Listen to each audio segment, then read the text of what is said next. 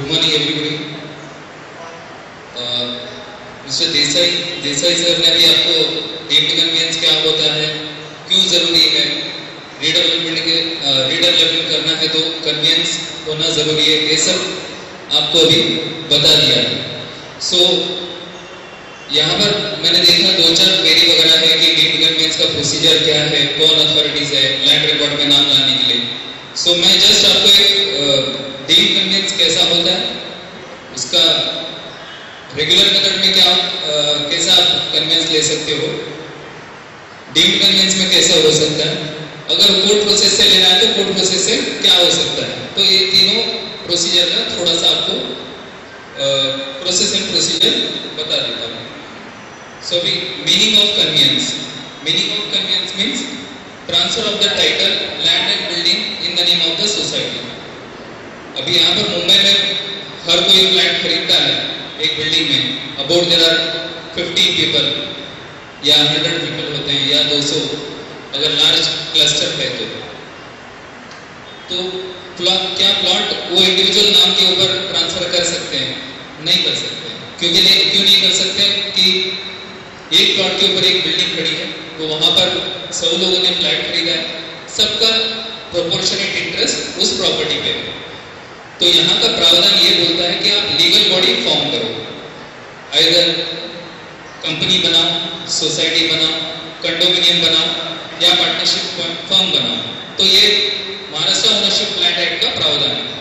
तो उसके मुताबिक अगर आप सोसाइटी बनाते हो तो सोसाइटी के नाम पे वो जो लैंड जिसके ऊपर आपका बिल्डिंग खड़ी है तो वो ट्रांसफर कर सकते हैं। So that is transfer of the title. अब इससे पहले भी बताया देसाई साहब ने कि कोई एक्स पर्सन लैंड ओनर रहता है, एक्स पर्सन बिल्डर हो गया, तो ये दोनों ने मिलके बिल्डिंग बनाया, तो टाइटल ऑफ द लैंड एक आदमी के पास है एंड जो कंस्ट्रक्शन किया है किसी और ने, तो ये दोनों मिलके आपको कन्वेंस देना चाहिए सोसाइटी के नाम पे या कंडोमिनियम के नाम पे, जो भी लीगल बॉडी फ्लैट परचेजर ने बनाया उनके नाम। देन इसका बैंक सर्विस, उसका object. So what are the object of obtaining the conveyance? So to become the legal owner, कि ओनरशिप जो है लैंड ओनर के नाम पे था वो सोसाइटी के नाम पे ट्रांसफर करके ले लेने का। To make entries in the government records, entries in the government records means एक तो आपका डॉक्यूमेंट रजिस्टर होने के बाद सब रजिस्टर का ऑफिस में एक एंट्री आती है, सिटी सर्वे में एंट्री आती है, वैसे ही बीएमसी का जो water department and taxation department, यहाँ पर भी आपको करना पड़ेगा। To have free and marketable title, to have free and marketable title मतलब कल अगर आप ये प्रॉपर्टी सोसाइटी का प्रॉपर्टी आप सेल करना चाहते हो हर एक मेंबर साथ में आके, तो अगर कन्वेंस नहीं है तो आपके पास टाइटल नहीं रहता। सो या अगर सपोज समझो कल मेजर रिपेयर एक्सपेंसेस है 50 लाख या 1 करोड़ रुपीस मेजर रिपेयर आ रहा है, तो आप वो प्रॉपर्टी को एंटायर प्रॉपर्टी को मॉर्गेज करके बैंक से लोन ले सकते हैं अगर सोसाइटी के पास फंड नहीं है तो। So that's why to have free and marketable title to the property. Next, advantages of conveyance, transfer of ownership rights over the land, ये आपको मैंने अभी ऑलरेडी बता दिया है। All commercial benefits comes to the society, अगर उस property के ऊपर रीडेवलपमेंट के जरिए कोई अगर कमर्शियल बेनिफिट वगैरह होता है वो सोसाइटी का मेंबर को मिल जाता है। कोई अगर एडिशनल एफएसआई उस प्रॉपर्टी के ऊपर अप्रूव हो गया तो वो भी सोसाइटी को मिलेगा, या अगर समझो उस प्रॉपर्टी के ऊपर कोई होर्डिंग वगैरह लगा सकते हैं तो होर्डिंग का बेनिफिट भी सोसाइटी को मिल सकता है। So all this commercial benefits will come to the society. Then appreciation of property as of, कि आज आपने देखा होगा बहुत सारा लोगों ने फ्लैट वगैरह खरीदा है मुंबई में 40,000 50,000 में, आज के दिन में उस फ्लैट का worth runs into crores of rupees. So accordingly जो एप्रिसिएशन वगैरह मिल रहा है उस प्रॉपर्टी का, that will come to you people. Loan can be raised by mortgage of the property, आपको मैंने ऑलरेडी एक्सप्लेन कर दिया उसको। Balance FSI can be retained, तो अभी आप इससे पहले थोड़ी देर पहले सुन रहे थे कि DP DC rules, DP rules वगैरह। तो एफएसआई मतलब क्या है कि एक प्लॉट के ऊपर कितना बांधकाम कर सकते हैं। अगर सपोज 1000 स्क्वायर मीटर का प्लॉट है तो 1000 स्क्वायर मीटर का प्लॉट के ऊपर डीसी रूल्स के मुताबिक कितना बांधकाम हो सकता है। हर एक एरिया में बीएमसी ने तय किया है, अगर प्लॉट यहाँ पर है तो उसको 2.5 FSI मिल सकता है, अगर सेस बिल्डिंग है तो 4 FSI मिल सकता है, अगर समझो गाउठन में लैंड है तो उसको 0.75 FSI मिल सकता है। तो ऐसा अलग अलग FSI का नॉर्म्स ऑलरेडी फाइनलाइज किया हुआ है। सो दैट एडिशनल FSI कुछ अगर उस प्लॉट के ऊपर अगर जनरेट होती है, so that can be retained by the society. Permission for redevelopment is possible. अगर समझो कि कन्वीनियंस सोसाइटी के नाम पे है ही नहीं है, लैंड रिकॉर्ड में एंट्री है ही नहीं, so in that event society convenience के लिए रीडेवलपमेंट के लिए जा नहीं सकती है, क्योंकि सोसाइटी के पास टाइटल है ही नहीं है। जिसके नाम पे लैंड है वही प्लान अप्रूवल के लिए वगैरह बीएमसी में सिग्नेचर कर सकता है। थर्ड पर्सन, दो सोसाइटी का बिल्डिंग वहां पर है, सोसाइटी बाकी का एडमिनिस्ट्रेशन का काम वगैरह कर रही है, लेकिन उनको जो राइट्स प्लान अप्रूवल करा के ले लेने का, ये सब राइट्स अप्रूव नहीं होता है जब तक वो कन्वीनियंस हासिल नहीं करता। Next please. सो भी कन्वीनियंस किस चीज का होता है? कन्वीनियंस लैंड का होता है, लैंड ओनर टाइटल ट्रांसफर करेगा अपना, एंड बिल्डिंग का होता है। सो बिल्डिंग बिल्डर जिसने बनाया है वो ट्रांसफर करेगा, लैंड जो है लैंड ओनर ट्रांसफर करेगा। So this is convenience of land and building. Methods is to get convenience. अब वहां पर कन्वीनियंस लेने के लिए 3 प्रावधान है, जैसा कि एक आप बिल्डर के थ्रू ले सकते हो। कायदे में बिल्डर को बंधनकारक किया हुआ है, obligatory, it is on the part of the builder, obligatory to grant the convenience in favour of the society. कि एक बार जैसा कि उसने बिल्डिंग बनाया, सोसाइटी फॉर्म किया, सो 4 महीने के अंदर उसको कन्वीनियंस सोसाइटी को देना, ये कायदा होता है। सो आप बिल्डर के थ्रू ले सकते हो।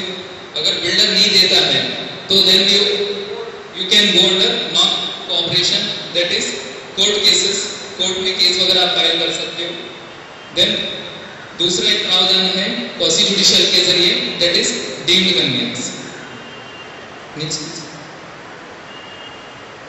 थोड़ा सा मैं आपको जानकारी दे दूंगा बिल्डर के थ्रू कैसा कन्वीनियंस हो सकता है करके। अगर बिल्डर और लैंड ओनर दोनों कोऑपरेट करते हैं कन्वीनियंस देने के लिए, तो आपको बिल्डर को अप्रोच करना पड़ेगा। Then collect all documents of land and building and member. इसमें जो आपका जो बिल्डिंग का बांधकाम हुआ है, बिल्डिंग अप्रूव्ड प्लान चाहिए, सिटी सर्वे मैप चाहिए, प्रॉपर्टी कार्ड लगेगा, बीएमसी असेसमेंट बिल भी लगेगा, ऑक्यूपेशन सर्टिफिकेट, आईओडी, सीसी, इसके अलावा एनी ऑर्डर। तो ये सब डॉक्यूमेंट्स आपका जो बिल्डिंग का, ऑफ कोर्स ये सब बिल्डिंग डॉक्यूमेंट्स बिल्डर के पास रहेगा, आपको बिल्डर से कलेक्ट करना है। देन मेंबर की तरफ से उनका अग्रीमेंट रजिस्टर्ड हुआ था, एग्रीमेंट का कॉपी, उनका इंडेक्स 2, उन्होंने स्टैम्प ड्यूटी रजिस्ट्रेशन किया था, उसका रिसिप्ट, तो ये सब आपको मेंबर की तरफ से लेना है। Then prepare and approach the convenience deed. So इसके बाद आपको एक कन्वीनियंस डीड, आपका कंसल्टेंट के थ्रू एक कन्वीनियंस डीड आपको प्रिपेयर करना पड़ेगा। तो उसमें कौन सा सीरियस नंबर है, कौन सा प्रॉपर्टी ट्रांसफर हो रही है, सोसाइटी का नाम क्या है, लैंड ओनर कौन है, बिल्डर कौन है, सो ऑल दिस फैक्ट्स आपको उसके अंदर लिखना पड़ेगा। एंड उसके बाद एक एजुडिकेशन करके एक प्रोसेस है। एजुडिकेशन मतलब एजुडिकेशन एंड पे स्टैम्प ड्यूटी। एजुडिकेशन मतलब असेसमेंट ऑफ स्टैम्प ड्यूटी। जब आप कन्वीनियंस डीड बनाते हो, कोई भी प्रॉपर्टी ट्रांसफर होती है, तो उस प्रॉपर्टी के ऊपर कितना स्टैम्प ड्यूटी आती है करके एसेस करना पड़ता है। That work is done by the collector of stamps. तो आपको एजुडिकेशन के लिए convenience deed collector of stamps के पास सबमिशन करना पड़ेगा, and with all necessary documents, जैसे कि अप्रूव्ड प्लान है, ओसीसी, जो भी आपको मैंने डॉक्यूमेंट बताया, वो सब डॉक्यूमेंट, इवन मेंबर का ईच एंड एग्रीमेंट को भी नोटरी करके सबमिशन करना पड़ेगा। सो कलेक्टर ऑफ स्टैम्प्स एजुडिकेशन करेंगे, एजुडिकेशन करके उसको, अगर उस प्लॉट के ऊपर बैलेंस FSI है तो आज का मार्केट वैल्यू के ऊपर उसको स्टैम्प ड्यूटी कलेक्शन किया जाएगा। सो अगर कोई मेंबर का भी अगर पेंडिंग स्टैम्प ड्यूटी है, वो स्टैम्प ड्यूटी भी कन्वीनियंस डीड के ऊपर लिया जाएगा। सो एक बार स्टैम्प ड्यूटी पेमेंट कर दिया, देन आपको सब रजिस्ट्रार के पास जाना है, सो रजिस्टर करना है उस कन्वीनियंस डीड को।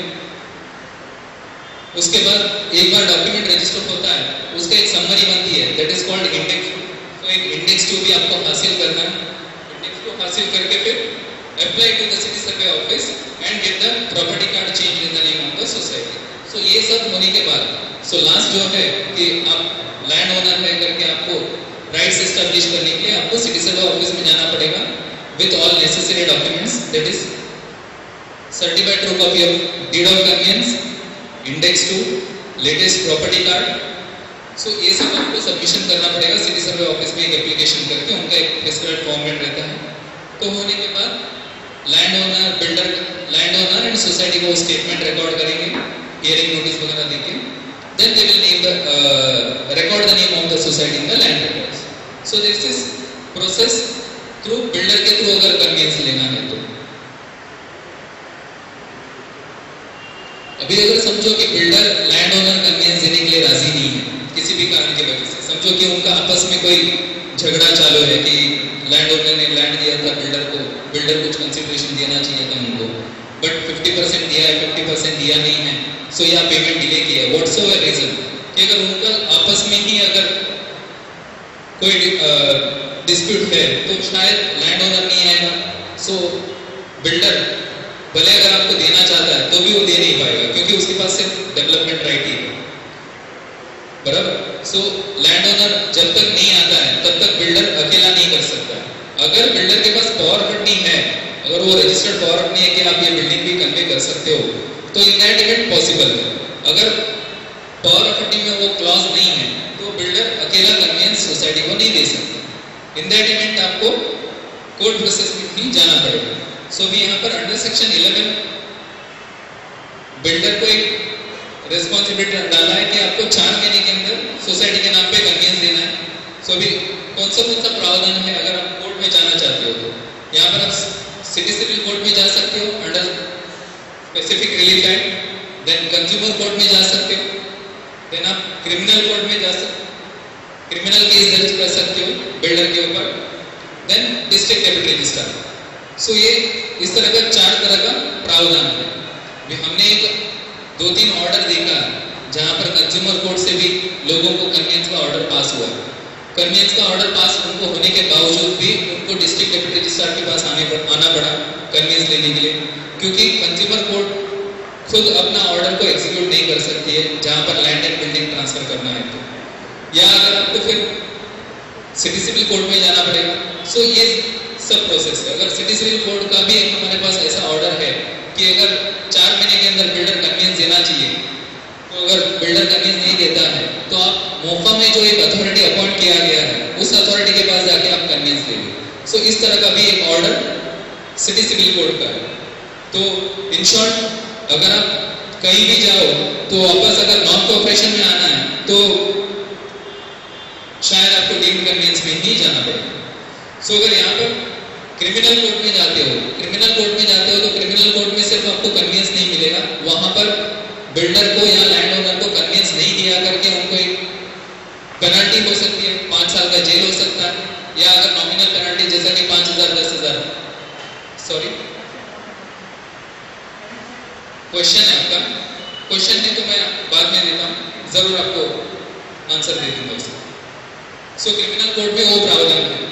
देन डिस्ट्रिक्ट डेप्यूटी रजिस्ट्रार, अब डिस्ट्रिक्ट डेप्यूटी रजिस्ट्रार में जाते हो तो वहां पर वो जैसा कि क्वासी जुडिशियल अथॉरिटी है, quasi judicial authority land owner को भी सुनेगा, बिल्डर का भी, he will listen to builder also कि क्यों कन्वेंस दिया नहीं है। सो ये सब जैसा कि सिटी सिविल कोर्ट में जो होता है हियरिंग, सो उसी तरह यहाँ पर हियरिंग भी बनेगा, हियरिंग भी होगा।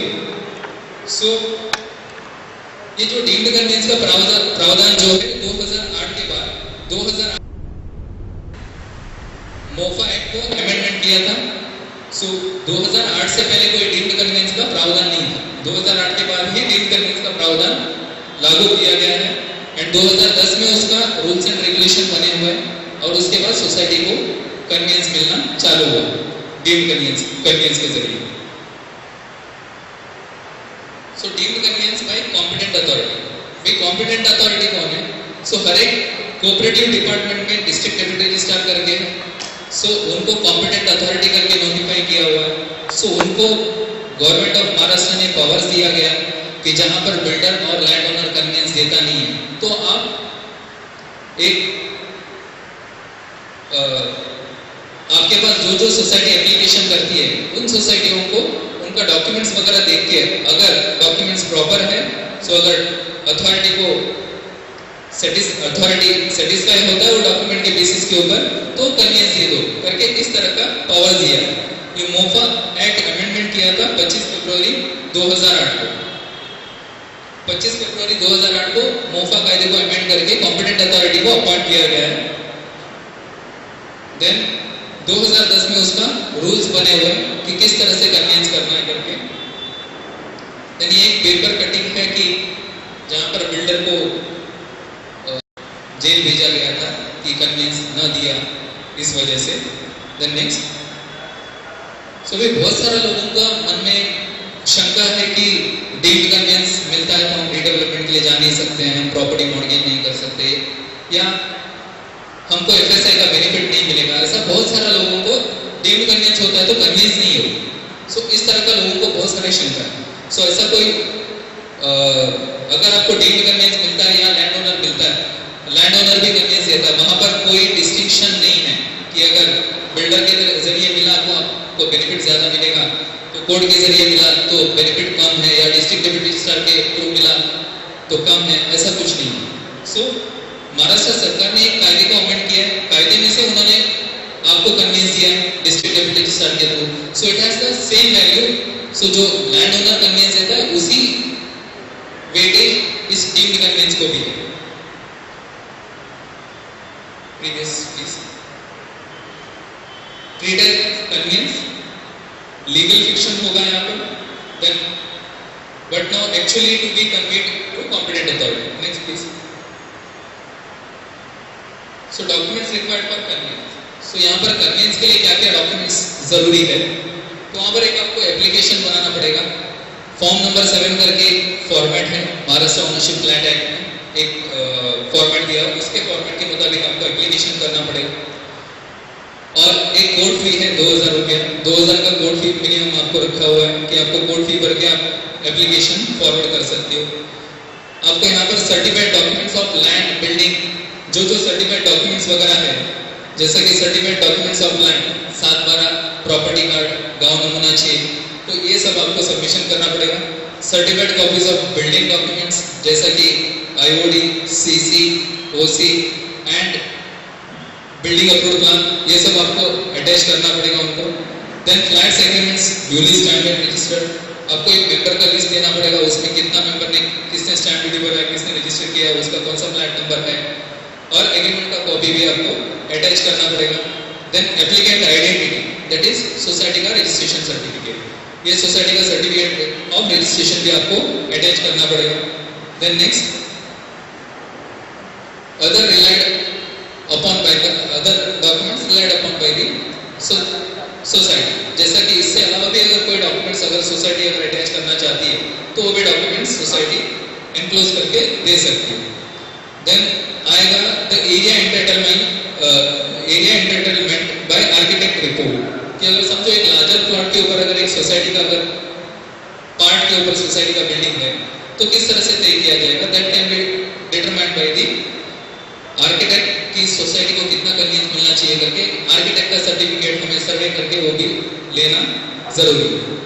Then survey number, CTS number matching to be done, और बहुत सारा सोसाइटी का आज के दिन में अगर आप देखते हो प्रॉपर्टी कार्ड में नाम नहीं रहता, सो दैट वो प्रॉपर्टी कार्ड कौन सा है करके आपको आइडेंटिफाई करना पड़ेगा। सो जब तक NA नहीं होता है तब तक प्रॉपर्टी कार्ड में लैंड ओनर का नाम नहीं रहता। सो आपको मैचिंग जो करना पड़ेगा, matching can be done by survey number, CTS number, so matching भी आपको करना पड़ेगा। Then search report of the advocate to be given, कि प्रॉपर्टी में कोई एनकम्बरेंस नहीं है करके, कि प्रॉपर्टी की इधर मॉर्गेज नहीं है। सो इस तरह के सर्च रिपोर्ट आपको अटैच भी करना पड़ेगा उसमें। सो एक जहाँ पर एक आधा बिल्डर को 5 साल का जेल का सजा हुआ था, एक सोसाइटी ने लीगल एक्शन इनिशिएट किया था, उसका एक पेपर कटिंग है। अभी एक what in case if this happens, कि अगर समझो आपके पास कन्वीनियंस नहीं है और पार्ट ऑफ द बिल्डिंग अगर कोलैप्स हो गया तो क्या आप उसका बांधकाम वापस कर सकते हो। तो ऐसे ही एक सोसाइटी बोरीवली का, कौन सी सोसाइटी का नाम क्या है देसाई साहब, लक्ष्मी छाया, लक्ष्मी छाया करके एक सोसाइटी, उसका बिल्डिंग कोलैप्स हो गया था पार्ट, कि जहाँ पर उनके पास कन्वीनियंस नहीं था। तो फिर उनको लैंड ओनर को hefty पैसा, जहाँ पर 1 रुपया देना नहीं था उनको, बट कन्वीनियंस न होने की वजह से उनको जब वापस उसको मरम्मत करना पड़ा बिल्डिंग का, तो उस टाइम पर उनको लैंड ओनर का सिग्नेचर की जरूरत थी। जब सिग्नेचर लेने के लिए गए तो उनको करोड़ों रुपया देना पड़ा। सो मैं तो ये बोलता हूँ कि आपका सोसाइटी का भी कन्वीनियंस बाकी है तो वो करके ले लीजिए, कल ये देखना नहीं पड़े। Next, documents required for convenience. Society, अभी सोसाइटी का रजिस्ट्रेशन सर्टिफिकेट ये आपका सोसाइटी के पास ऑलरेडी है। Stamp duty registration of individual member ये भी आपके पास है। Then agreement for sale promoter to purchaser, जो बिल्डर ने एग्रीमेंट बनाया उस एग्रीमेंट का जरूरत पड़ती है। देन कमेंसमेंट, ये सब मैंने आपको ऑलरेडी बता दिया। नेक्स्ट, 712 एक्सट्रैक्ट तहसीलदार के ऑफिस में मिलेगा। Then form number 6 revenue office, again आपको तलाटी के ऑफिस में मिलेगा। देन सर्च रिपोर्ट, ये एडवोकेट से आप हासिल करके ले सकते हो। Then index two sub registrar के ऑफिस मिलेगा। Then property card city survey office में मिलेगा। देन एनी ऑर्डर, अगर एनी ऑर्डर है तो आपको एक कलेक्टर का ऑफिस में आरटीए डाल के आप वहां से पा सकते हो। Development agreement land owner to builder, अगर आपके पास वो डॉक्यूमेंट है तो आप ले सकते हो, नहीं तो आप पीएमसी प्लानिंग अथॉरिटी जो है वहां से आप हासिल करके ले सकते हो, अगर उन्होंने उधर रिकॉर्ड में सबमिशन किया है तो, अदरवाइज नॉट पॉसिबल। सो यहाँ पर प्रोमोटर का एक डेफिनेशन दिया हुआ, कौन प्रोमोटर है। So promoter that is land owner, builder, और अगर उन्होंने किसी और को एजाइन किया है उस प्रॉपर्टी, सो ये सबको प्रोमोटर करके माना जाएगा।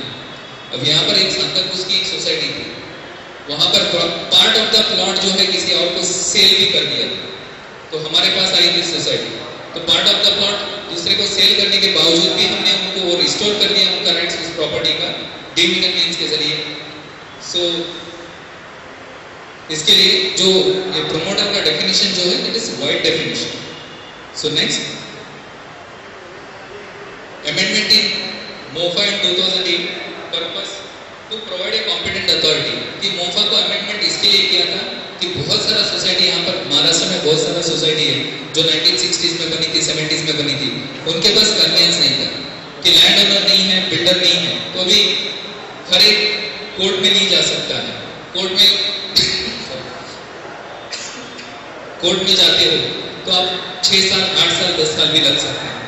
तो कायदा क्या बोलता है कि डीम टू बी कन्वेड, कि अगर सोसाइटी 4 महीने के अंदर उनको देना ही था तो इसके लिए कॉम्पिटेंट अथॉरिटी को अपॉइंट किया। कॉम्पिटेंट अथॉरिटी को अपॉइंट करके अलग ही एक in addition to the existing legal remedy, जो एग्जिस्टिंग लीगल रेमेडी है तो उसको एक एडिशन करके डिस्ट्रिक्ट डेप्यूटी रजिस्ट्रार को अपॉइंट करके आपको कन्वीनियंस सोसाइटी को देने का एक प्रावधान किया गया है। To order and implement the remedial steps by competent authority in the common interest of land purchaser, कि बहुत सारा सोसाइटी को रिलीफ देने के लिए तो ये कायदे में प्रावधान डीम्ड कन्वीनियंस का प्रावधान किया है। So under section 5A of MOFA कि डिस्ट्रिक्ट डेप्यूटी रजिस्ट्रार को अपॉइंट किया गया है। नेक्स्ट, सो एक बार आपका एप्लीकेशन वगैरह सबमिशन होता है तो वो स्क्रूटिनी करेंगे, स्क्रूटिनी करके अगर कोई एडिशनल डॉक्यूमेंट वगैरह रिक्वायरमेंट है तो they will call for additional documents. अगर कोई डॉक्यूमेंट्स की जरूरत नहीं है तो वो हियरिंग नोटिस इशू करेंगे कि सामने वाला पार्टी को कि इस सोसाइटी को क्यों कन्वीनियंस देना नहीं चाहिए, क्या आपका क्या ऑब्जेक्शन है। सो इस तरह का हियरिंग वगैरह चलेगा वहाँ पर। तो उस टाइम पर production and inspection of documents, then parties to file relevant document in of their say, कि सामने वाला बोलता है कि मेरे को मुझे जो मिलना था कंसिडरेशन उस टाइम पर मिला नहीं है, तो XYZ उनका जो भी या उनका लीगल है रहेंगे तो बोलेंगे मेरे को हमारे जो पेरेंट्स है उन्होंने क्या किया वो अरेंजमेंट हमें पता नहीं है, हम कन्वीनियंस नहीं देना चाहते, या हमें आज के दिन में 50 लाख चाहिए या करोड़ रुपये चाहिए। सो बहुत सारा सोसाइटी उनका हमने सुना हुआ कि हमको पैसा नहीं मिला था, कंसिडरेशन जो है टाइम पर मिला नहीं, अभी भी बाकी है, तो वर्कआउट करके दे रहे करोड़ रुपया, 1.5 करोड़ 2 करोड़। सो इस तरह का सब आ रहा है। So on receipt of reply from opponent, the applicant to prove his contents and deal with the opponent reply. So यहाँ पर जो opponent का reply है तो आपको वहाँ पर written submission देना पड़ेगा। Then next, ओपोनेंट में file return see on next date. Every hearing में अगर सोसाइटी ने सबमिशन किया, नेक्स्ट सोसाइटी का रिप्लाई के लिए फिर लैंड ओनर या बिल्डर वो अपना सबमिशन करेंगे रिप्लाई। सो ये प्रोसेस जो है कम से कम 6 महीने तक चलेगा, कभी कभार 6 महीने के ऊपर भी जा सकता है। क्वासी जुडिशियल अथॉरिटी है कि ऐसा नहीं होना चाहिए कि नेचुरल जस्टिस दिया नहीं है। So for that reason land owner या बिल्डर बाद में हाईकोर्ट में जाना नहीं चाहिए। तो ये मुद्दा ध्यान में रखते हुए कॉम्पिटेंट अथॉरिटीज जो है 6 महीने के अंदर कभी कभार क्लोज नहीं करते हैं, कभी कभार 10 महीना भी चलता है, हियरिंग 12 महीना भी चलता है, बट जितना ज्यादा चलता है सोसाइटी के लिए अच्छा ही है। Next, judgement order and certificate. So ये सब होने के बाद एक कॉम्पिटेंट अथॉरिटी को जो डीम जस्ट उसको जो ठीक लगता है तो वो ऑर्डर पास करेंगे। अगर सोसाइटी ने 5000 स्क्वायर मीटर मांगा है तो उनको राइट्स एस्टेब्लिश करने के लिए डॉक्यूमेंट सपोर्ट करना पड़ेगा। सो अगर उन्होंने जो एंटरटेनमेंट का एरिया ही मांगा है तो उतना एरिया उनको देके ऑर्डर पास हो जाएगा। ये ऑर्डर पास होने के बाद सोसाइटी को एक कन्वीनियंस डीड बनाना पड़ेगा, क्योंकि डीम्ड कन्वीनियंस ऑर्डर के बेसिस के ऊपर सोसाइटी का लैंड रिकॉर्ड में नाम चेंज नहीं होता। The transfer of property act says the land can be transferred by way of an agreement only. तो यहाँ पर आपको कन्वीनियंस डीड बनाना पड़ेगा कि अगेन जो लैंड ओनर था उसके नाम से कन्वीनियंस डीड बनेगा, जो बिल्डर था उसके नाम से, वो सब कन्फर्म पार्टी बनेंगे। एंड ये सब जो डिफॉल्टिंग लैंड ओनर है, बिल्डर है, असाइनीज है, उनके बिहाफ कॉम्पिटेंट अथॉरिटी साइन करेंगे। Then next, prepare a deemed convenience deed. एक बार ऑर्डर मिलने के बाद आपको डीम्ड कन्वीनियंस डीड बनाना पड़ेगा। डीम्ड कन्वीनियंस डीड बनाने के बाद सो जिस तरह से आप अपना रेगुलर मेथड में कन्वीनियंस लेने के लिए आप एजुकेशन वगैरह करते हो, सो उस डॉक्यूमेंट को एजुकेशन भी करना पड़ेगा। सो कॉम्पिटेंट कलेक्टर ऑफ स्टैम्प्स के पास आपको डीड ऑफ कन्वीनियंस सबमिशन करना पड़ेगा। देन वो अगेन स्टैम्प ड्यूटी उसके ऊपर कितना आता है वो स्टैम्प ड्यूटी रेज करेंगे, आपको स्टैम्प ड्यूटी भरना पड़ेगा। Launch the document for registration. यहाँ पर ऑफ कोर्स कॉम्पिटेंट अथॉरिटी ने लैंड ओनर, बिल्डर, उनका असाइनीज के बिहाफ डॉक्यूमेंट साइन कर दिया, but he need not come in person for registration because he is accepted from appearing for registration since he is a gazetted officer। वो एक letter दे देंगे कि आपका कन्वीनियंस डीड, वो लेटर के बेसिस के ऊपर रजिस्ट्रेशन हो जाता है। सो ये एक सोसाइटी का कन्वीनियंस डीड जहाँ पर हमने बनाया था सनशाइन एंटरप्राइजेस। सो सनशाइन एंटरप्राइजेस के बिहाफ कॉम्पिटेंट अथॉरिटी ने साइन किया। इनका कन्वीनियंस हुआ था करीब 2011 में हुआ, इनका 2011 में मई 2011। सो इनका जैसा डीम्ड कन्वीनियंस का प्रावधान चालू हुआ था वैसा ही उन्होंने अपना एप्लीकेशन वगैरह किया था एंड कॉम्पिटेंट अथॉरिटी ने उनका लैंड ओनर के बिहाफ साइन किया हुआ है। ये आप ये देख सकते हो थप्पा। देन नेक्स्ट यहाँ पर देखिए, सो कन्वीनियंस डीड रजिस्टर भी हुआ है एंड ये सोसाइटी ने अपना सोसाइटी के बिहाफ साइन किया। So this is one of the convenience deed जहाँ पर डीम्ड कन्वीनियंस के जरिए कन्वीनियंस हुआ। नेक्स्ट, सो यहाँ पर कौन सा एक्ट लागू होता है? सो रजिस्ट्रेशन एक्ट लागू होता है, बॉम्बे स्टैंप एक्ट लागू होता है, then Maharashtra cooperative societies act लागू होता है, देन इनकम टैक्स एक्ट लागू होता है, then Maharashtra ownership land act लागू होता है, then ULC, then criminal procedure code, then PMC development control rules, land revenue code, bylaws. So these are all the other provisions of law which is applicable to conveyance matter of the society. Next, यहाँ पर city survey office है property के लिए, property card के लिए। सो ये अलग अलग अथॉरिटी का डिटेल वगैरह दिया है। सो अभी मैं मेरा प्रेजेंटेशन यहाँ पर बंद करूँगा। मुझे लग रहा है कि सबको डीम्ड कन्वीनियंस का प्रोसीजर क्या है पता चला है करके। एंड अगर आपको कोई भी क्वेश्चन है डीम्ड कन्वीनियंस के ऊपर